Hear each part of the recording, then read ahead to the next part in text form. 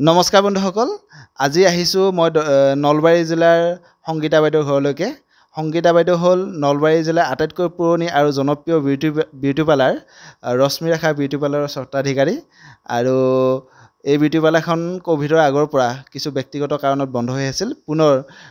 নলবাৰী জিলাৰ উপায়ুক্ত কাৰ্যালয়ৰ সন্মুখত এই বিউটি পাৰ্লাৰখন আৰম্ভ কৰিব সেই বিউটি পাৰ্লাৰখনৰ সম্পূৰ্ণ বাস্তু দিশ আৰু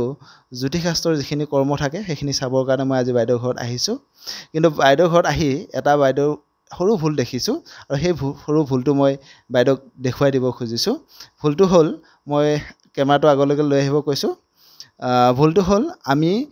বাইদেউৰ থাপনাখন বৰ ধুনীয়াকৈ সজাই থৈছে কিন্তু বাইদেউৰ যিটো শংখটো হ'ল সদায় সোঁহাতে ৰাখিব লাগে বাইদেউ শংখটো আৰু যিটো ৰুদ্ৰাক্ষটো হ'ল আমাৰ শিৱৰ বস্তু আৰু শিৱবাক সদায় আমি